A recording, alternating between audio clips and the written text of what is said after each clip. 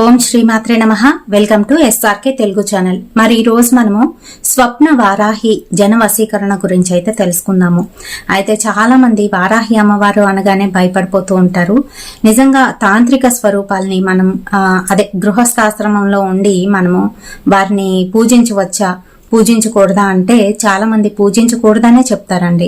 ఏంటి అని అంటే మనం సంసారం చేస్తూ ఉంటాము, గృహస్థ ధర్మాలన్నీ కూడా పాటిస్తూ ఉంటాము. అలాంటి సందర్భాల్లోని ఈ తాంత్రిక పూజలు గాని లేదు అని అంటే తాంత్రిక దేవతలను గాని మనం గనక ఇంట్లో పెట్టి పూజిస్తే గనక ఖచ్చితంగా అవి నెగిటివ్ ఇంపాక్ట్ కి అయితే దారి తీస్తాయి. అంటే నెగిటివ్ అంటే ఇక్కడ వేరే విధంగా కాదు, మీ బాంధవ్యాలు ఏవైతే ఉంటాయో అవి చెదిరిపోవడం అనేది జరుగుతుంది. ఇది రీజన్.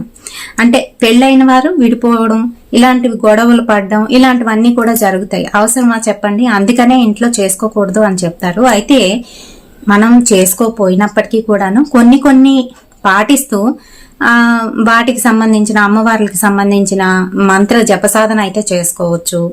అలాగే ఇంట్లోనే ఉంటూనే మనము గృహస్థాశ్రమంలో ఉంటూనే ఒక్కొక్కసారి పూజలు చేసేటప్పుడు మనం ఏ విధంగానైతే భార్యాభర్తలు దూరంగా ఉంటామో, అదే బ్రహ్మచర్యం పాటిస్తామో, అదే విధంగా ఇక్కడ కూడాను బ్రహ్మచర్యం పాటిస్తూ ఈ సాధన గనక చేసినట్లయితే ఖచ్చితంగా అవి నెరవేరుతాయండి. అంతేకాకుండా మంచిగానైతే జరుగుతాయి. ముఖ్యంగాను పెద్ద పెద్ద క్యాడర్స్ లో ఉండేవారు వాళ్ళు ఏంటి అని అంటే వాళ్ళు ఏం మాట్లాడినా కూడా ఎదుటి వాళ్ళు అట్రాక్ట్ అయ్యి వాళ్ళ మాటకు చేయి కొట్టే విధంగానైతే ఉండాలి. అంతేగాని ప్రతి మాటని కూడాను పాయింట్అవుట్ చేసి వారిని ఇబ్బంది పెట్టే విధంగా లేదనంటే వాళ్ళకి నచ్చిన విధంగా మార్చి చెప్పడం అనేది చేయకూడదు. ఇలా చేయకుండా ఉండాలి అని అంటే మీ మాట స్పష్టంగా ఉండాలి. అలాగే ప్రతి విషయం కూడాను మీకు అవగాహన అనేది ఉండాలి. అయితే దాంతో పాటుగా జన వశీకరణ అనేది మీకు తెలిసి ఉండాలి. ఈ జన వశీకరణ చాలా మంది చాలా రకాలుగానైతే చేస్తూ ఉంటారు. అంతేకాదు ఇంట్లో వాళ్ళు కూడాను, ఆడవాళ్ళు కూడాను ఈ జన వశీకరణ అయితే చేసుకోవచ్చు. ఎందుకనంటే ఇంట్లో అత్తగారి ఇంటికి వెళ్ళిన తర్వాత భర్త ఒక్కడే మంచిగా ఉంటే సరిపోదు కదా, అందరూ కూడాను మనతో మంచిగా ఉంటేనే ఆ ఇంట్లోని మనం స్థిరపడగలము, నిశ్చలంగానైతే ఉండగలము. అంతేగాని ప్రతి ఒక్కరూ కూడాను ఏదో ఒక మాట మీద మనల్ని పాయింట్అవుట్ చేయడానికి చూసేవాళ్ళు, ఇంకా అలాగే డీగ్రేడ్ చేసి మాట్లాడే వాళ్ళు అయితే ఉన్నట్లయితే ఖచ్చితంగా మనం ఆ ఇంట్లోనైతే మనవలేము.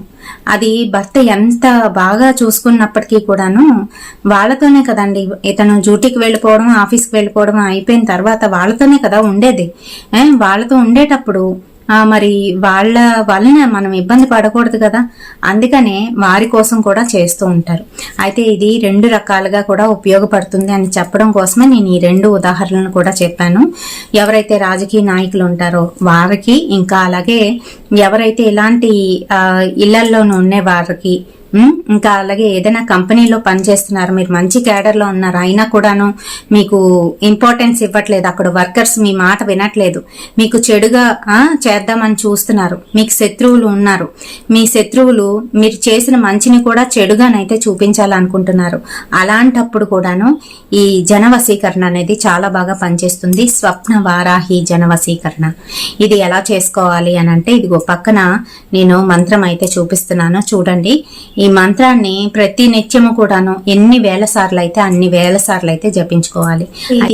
అయితే ఈ మంత్రాన్ని 41 రోజుల పాటుగాను మీరు దీక్ష పట్టి మంత్రాన్ని అయితే జపించవలసి ఉంటుంది. ఈ మంత్ర సాధన చేసేటప్పుడు మీరు నాన్ వెజ్ జోలికి అయితే వెళ్ళకూడదు, అలాగే అబద్ధం ఆడకూడదు, బ్రహ్మచర్యం పాటించాలి.